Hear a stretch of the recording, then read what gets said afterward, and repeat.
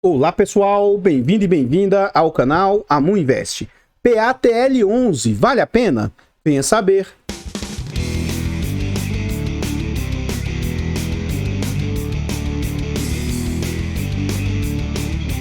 Então pessoal, esse é um fundo imobiliário do setor de tijolos, ele é um fundo imobiliário do setor logístico, é um fundo que foi lançado no mês 8 de 2020, é um fundo de base R$100. Atualmente a VBI é a gestora, ele é um fundo híbrido e é um fundo que tem ali, mandato híbrido, né?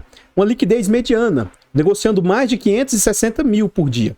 É um fundo para investidores geral, tem nota 3 de 5 no site, faz parte do IFIX com 0,32% e ele conta ali com quase 5 milhões de cotas, 4.991.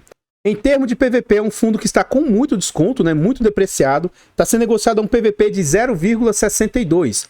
Isso indica que ele está com 38% de desconto. Note, ele tem um patrimônio hoje de 488 milhões e o mercado está aceitando pagar 301 milhões. Então, de R$100 que ele vale, ele é um fundo imobiliário de base 100, né? Então, note, ele é um fundo de base 100, cuja cota hoje vale 97, só que o mercado está aceitando pagar apenas R$60. Tendo fevereiro como referência, é um fundo que conta ali com pouco mais de 24 mil cotistas. Aqui a gente vê as negociações do fundo, né? Atualmente 60, mínima de 59 e máxima de 85, tudo isso no último ano. Então a gente vê que esse fundo foi lançado depois da situação pandêmica de março de 2020. Ele foi lançado e orbitou pouco tempo ali nos R$100 e ele veio numa queda gigantesca. Veio caindo, e no mês 10 de 2021, esse fundo chega ali próximo de R$62. Ele dá uma respirada, sendo negociado ali próximo de 80, né, no seu pico, no ano passado, de 2022. Tem uma pequena queda, volta novamente a se recuperar, chegando a patamares ali de R$83, R$84, mas novamente entrou numa queda gigantesca. E aí agora, recente, no dia 13 de março, o fundo atinge ali suas mínimas, né, de 59,18. E agora, na data que eu gravo o vídeo, ele está nesse patamar de R$60. Apesar de todo o risco que esse fundo carrega, que daqui a pouco eu vou tentar mostrar os motivos pelos quais esse fundo é arriscado, um primeiro ponto importantíssimo esse fundo vem conseguindo cumprir. Antigamente, a gestora desse fundo era a Pátria, PATL. O que a Pátria fez? A Pátria foi e comprou, acho que se eu não me engano, 51% da VBI. Então, a VBI, ela era uma ótima gestora, tá? Ótima gestora. E a Pátria comprou logo uma boa gestora. Se tornou sócio de uma das maiores gestoras. E passou a gestão para a VBI fazer. Então esse fundo era da Pátria. E a VBI pegou um trem no meio do caminho para gerir, tá? Um fundo de tijolo, você busca que o seu patrimônio valorize com o passar do tempo. Esse fundo, infelizmente, não conseguiu fazer isso, né, nas suas cotas. Então você pode ver que ele saiu a 100 e ainda está a 100. Lógico que ele foi depois da situação pandêmica, é um momento ainda que o ciclo de mercado não teve como incidir, mas por enquanto, nesse critério, o fundo não conseguiu mostrar um bom trabalho, tá? Mas isso aí é normal. Outra coisa que se busca é que os aluguéis sejam reajustados. Então, o rendimento entregue pelo fundo, a ideia é que ele vá sendo crescente no passar do tempo. Mesmo que timidamente, o fundo tem conseguido oferir isso. Então, nos idos de 2020, o fundo estava entregando ali próximo de 50 centavos, foi ali subindo para a faixa de 52, 53 centavos. Durante o ano 2021, subiu mais um pouco o patamar e se estabilizou-se nesse patamar. Durante o ano de 2022, aparentemente não teve alta, né? E agora, para o ano de 2023, o fundo já conseguiu subir mais um pouquinho o patamar de entrega, chegando a 60 centavos. Agora, venhamos e convenhamos. Para um fundo de base 100, 60 centavos de dividendo, se esse fundo fosse seguro, seria algo compreensível, algo aceitável. Então, eu acho que esse fundo está tão depreciado porque ele entrega um rendimento muito baixo, né? Então, 60 centavos, aí o mercado vai e amassa a cota para que seja algo que valha a pena. Então, como ele está muito descontado e eu acho que está descontado em demasia, aí passa a ser um yield até aceitável, né? Aqui a gente consegue ver essa evolução, né, com mais exatidão. Então, o fundo vinha entregando 58 centavos e agora ele chegou no seu novo patamar. Dia 31 de março, eles vão pagar no dia 11 de abril, quando esse vídeo for ao ar, né? Eu tô gravando ele com uma semana de antecedência. Quando ele for ao ar, ele já vai ter pago esses 60 centavos aí. Na data de anúncio, a cotação estava em R$63, o que indicava um yield de 0,94. Na data que eu gravo o vídeo, esse yield está representando 0,99. E o acumulado nos últimos 12 meses é 11,60%, é um yield muito alto para um fundo de tijolo. Lembrando que é esse patamar aqui para quem tem as cotas desses valores descontados aqui, né? Para quem tem a cota na base 100, não vai ter todo esse valor de yield aí, não. Aqui a gente vê que números institucionais têm posição no fundo, o MGFF detém 2,86% do fundo, o VILG com mais 2,26%, o JBFO com mais 1,71%, e aí a gente vê inúmeros outros institucionais que têm posição aí no fundo. Então, pessoal, antes de eu continuar falando mais a respeito desse fundo imobiliário, eu trago aqui formas de apoio financeiro ao nosso trabalho. Se você gosta do que a gente faz, considere fazer uma doação para o Pix do canal de qualquer valor, amuinvest@gmail.com, desde já agradeço imensamente. Considere se tornar membro dos nossos canais. O canal Amuinvest e o canal Amufiagro conta com um clube de membros a partir de 10 centavos por dia, R$ 2,99 por mês. Além de nos ajudar imensamente, você tem vários benefícios. Como eu disse, esse vídeo está sendo gravado com uma semana de antecedência. Então você tem acesso antecipado, participa do grupo fechado do Telegram e tem preferência quando pede um vídeo aqui no canal. Eu tenho 2 e-books, Introdução aos Fundos Imobiliários, Introdução aos Fiagros. São e-books bem acessíveis, baratos, com um ótimo conteúdo, na minha humilde opinião, apesar de linguagem simples, né? Fácil aprendizado. Então, caso vocês queiram adquirir esses e-books, me ajuda muito. Eu mostro, inclusive, nesses e-books, insights, ideias, dicas de como montar uma carteira diversificada. Então, caso vocês queiram adquirir o e-book, vai ajudar demais. Na aquisição desses e-books, até o final de abril, com o cupom AMU20, você vai ter 20% de desconto. E se comprar os dois juntos, até o final de abril, com o cupom AMU30, você tem 30% de desconto. E na compra dos dois juntos, o segundo sai com 60%, 70% de desconto. Então é algo muito acessível e que vale muito a pena. Esse vídeo aqui foi uma sugestão de um membro. O Brunazo aqui falou o seguinte: Amu, sugiro uma atualização sobre o PATL. Acho que teu último vídeo foi de junho de 2022, quando estava cotado no 77. Atualmente está 63, 64. Daí vem a dúvida. Será que nesses preços pode valer a pena? Valeu. E aí, antes de eu continuar, eu já aviso, né? Infelizmente, apesar do título ser chamativo de vale a pena, eu não posso dizer se vale a pena. Porque o que vale a pena para mim pode não valer para vocês. O que eu tento mostrar é, se para os meus critérios, dentro desse valor de negociação, seria algo aceitável, né? Então assim, eu já até antecipei lá atrás. Hoje, para o yield que ele entrega, para esse tipo de cotação, é algo que, se você quiser ter numa carteira diversificada, eu acho que é até aceitável numa pequena percentual, né? Uma pequena posição, porque ele vai te dar um yield maior. Mas eu vejo muitos outros ativos do setor logístico com muito mais qualidade que esse aqui, né? Então vamos continuar para a gente ver um pouco mais sobre o fundo. Porque eles vão falar um pouco, né, sobre a gestão. Ó. No dia 28 de fevereiro, o fundo comunicou a distribuição de 60 centavos, pagos de 8 de março. É normal que os relatórios tenham pelo menos um mês de defasagem, né? Então isso aí é tranquilo. Eles mostram quanto a cota está depreciada, ó, 62, sendo que era para ser 97.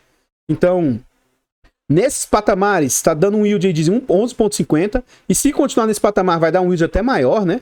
Aí eles mostram que não ocorreram movimentações na carteira de locatários do fundo durante fevereiro. Assim, ao final do mês, a vacância física era quase nula, ó, de 0,6%.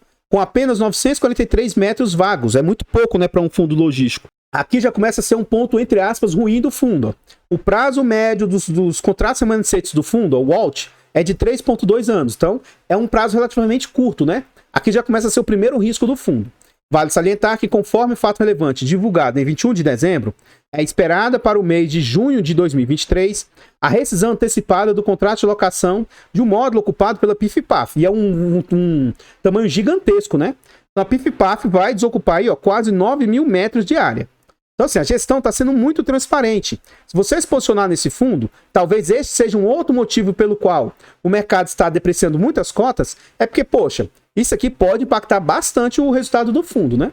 Ele fala que até essa data deverá ser cumprido o aviso prévio, devendo ainda ocorrer pagamento de multa por rescisão antecipada na data da desocupação. A equipe de gestão segue ativamente trabalhando na prospecção de novos locatários. Então, até aqui, ó, junho, meio que está garantido. Depois de junho, em razão da multa, pode ser que essa multa venha a ser equivalente a 2, 3 meses de aluguel, né? Pode ser. Eu não sei com exatidão, a gente pode até ver se isso vai estar lá dentro do relatório. Então, assim, até o final do ano pode ser que o fundo seja mais ou menos coberto, né? Com essa saída aí. Mas depois disso, se não arrumar algum outro inquilino, aí pode impactar os resultados do fundo. Aqui ele mostra um pouco o histórico, né? Então, ó, em setembro, ocorreu a primeira emissão do fundo por meio da Pátria. Eles tentaram captar lá 499 milhões à época. Eles adquiriram um ativo do Itatiaia, que são essa setinha aqui, ó, Itatiaia e Ribeirão das Neves. Em setembro de 2021 aqui, ó, o fundo fez aquisição do Jundiaí 1 e 2. Então, note, esse fundo tem 4 imóveis, mas é como se fossem 3, porque esses imóveis aqui, ó, eles estão um ao lado do outro. Por isso que é Jundiaí 1 e 2. São 2 galpões distintos, mas estão um ao lado do outro.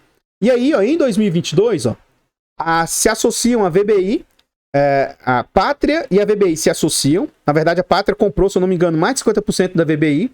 E aí a VBI assume a gestão dos fundos. Tanto o PATL, que é esse aqui logístico, quanto o PATC, que é o de tijolo, é o de lajes da Pátria.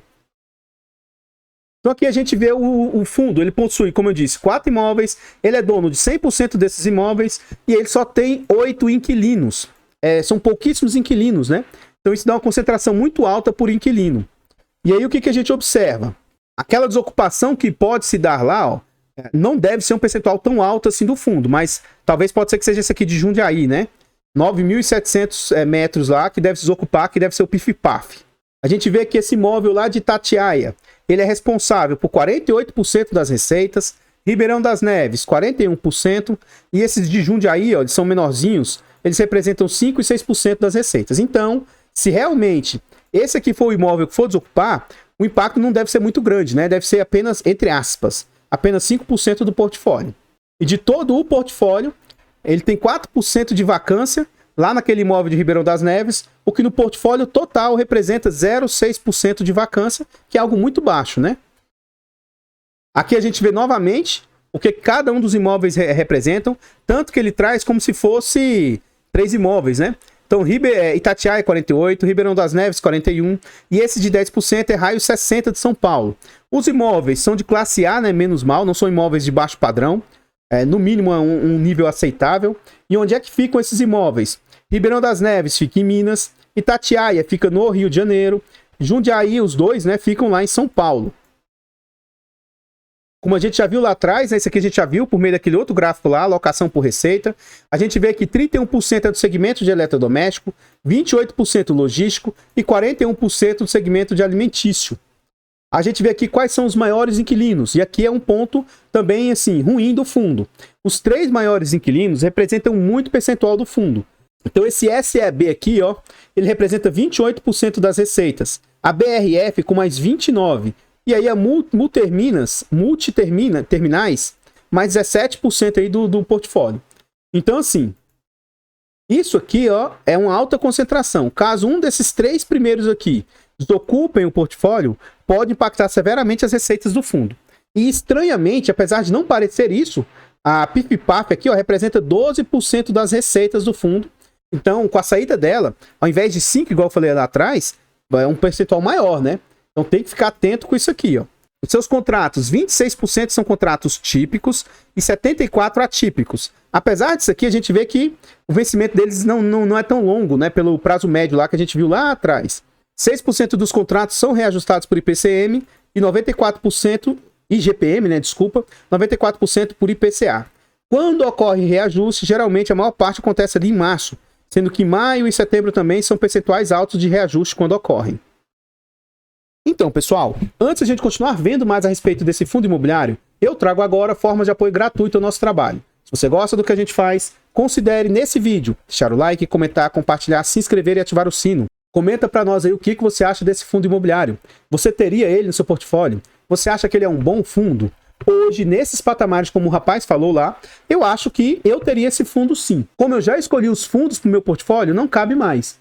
Nesse desconto, eu acho que vale a pena. Mesmo com possíveis desocupações, coisas nesse sentido, eu acho que é um bom risco-retorno a se correr. Mas, se ele estivesse na base 100, entregando 60 centavos, para mim seria... tem muito fundo melhor do que esse. Se você quiser ativos seguros, mais diversificados e tal, você tem opções melhores. Mas para você ter um fundo que vai te entregar atualmente, né, um yield on cost melhor, na faixa de 0,9% e 1%, pode ser uma alternativa. Não tenho interesse de ter. Isso não significa que ele seja bom ou ruim, e não significa indicação de compra, venda ou manutenção do ativo. Eu tenho 2 canais secundários, o canal Mufinfra. Os 2 canais a gente está tentando chegar a 1.000 inscritos. O canal Mufinfra já conta com 173 inscritos, muito obrigado. E o canal Amudicas entrou em contagem regressiva. Dos 1.000, faltam apenas 73. Ajude-nos. Vá lá e se inscreva. É muito importante para nós chegarmos a esses 1.000 inscritos. E os nossos 4 canais estão em outras plataformas também. Se quiser ir lá, seguir e se inscrever, ajuda demais a gente aí. Em continuação, a gente vê a DRE do fundo. Em fevereiro aqui, esse fundo receitou 3 milhões e meio, teve como despesas operacionais 400 mil. Já já a gente vai ver o que esses 400 mil representa frente a esses 3 milhões e meio. O fundo cobra de taxa 0,96, né? E aqui ele fala o seguinte, que em fevereiro a receita foi de 3 milhões e meio, equivalente a 69 centavos. As despesas do fundo totalizaram 400 mil, equivalente a 9 centavos. Dessa forma, acrescido do resultado financeiro, o fundo apresentou um lucro líquido de 3,1 milhões, equivalente a 62 centavos por cota. Retido 100 mil, equivalente a 0,02. Assim, o resultado distribuído foi de 3 milhões e 60 centavos por cota. Aqui ele fala que o fundo possui um montante de 98 centavos de resultado negativo acumulado. Então isso aqui é um ponto ruim, né? Entre aspas, o fundo está com déficit, né? Agora vamos calcular na prática o que essas despesas vêm representando frente às receitas. O máximo que eu me sinto confortável é 15% de taxa, tá? De 0 a 10 eu acho aceitável, de 10 a 15 eu acho caro, e acima de 15 eu jamais me posicionaria no fundo, eu evitaria ao máximo, tá? Então vamos ver lá, o ponto 4 vezes 100... dividido por 3,5. Em fevereiro, as despesas estão representando 11,42%. É uma despesa cara, mas abaixo dos 15, né? Então seria algo assim, para os meus critérios, até aceitável de se posicionar no fundo. Aqui a gente vê a composição do portfólio, e aí um ponto muito positivo é que esse fundo não possui alavancagem, tá? Então esse é um ponto menos mal. Dificilmente esse fundo vai passar pelo que o Helga está passando, o XPPR, BRCR, fundos que possuem alavancagem. Então aqui a gente vê o que cada um dos patrimônios representam para o fundo. O imóvel de Itatiaia, 233 milhões. Ribeirão das Neves, 184. Como a gente já viu, né, Jundiaí, os dois lá representam um pouquinho, ó, 27, 28 milhões. E dinheiro parado em caixa ele tem mais 17 milhões. Logo, os ativos que o fundo possui, 492 milhões. As dívidas que ele possui são dívidas pequenas, né? Ó, de distribuição, 3 milhões, provisões, contas a pagar, 500 mil. Então, se você desconta esses 3 milhões e meio aí do ativo, o patrimônio líquido que sobra, 488 milhões e 700 mil é o patrimônio do fundo, e mostra que ele não tem alavancagem, um ponto muito, muito positivo. Então, pessoal, o que eu tinha para trazer a respeito do PATL são somente essas informações. Ao final do vídeo, eu vou deixar passando alguns slides com as imagens do fundo, né, dos imóveis. Caso você tenha interesse, você pode ver no vídeo devagar. Eu gostaria de agradecer e reiterar muito obrigado a todos vocês que têm colaborado com o nosso canal. Obrigado a vocês que ajudam de forma gratuita. E também muito obrigado a vocês que ajudam de forma financeira. Em especial os membros e em especial vocês que têm adquirido os e-books. Saiba que isso é muito importante, que ajuda demais. Muito, muito obrigado. Eu vou ficando por aqui, vou deixar passando esses slides que eu falei e eu espero encontrá-los nos próximos vídeos. Fiquem todos com Deus, tenham um bom dia, uma boa tarde, uma boa noite e fui!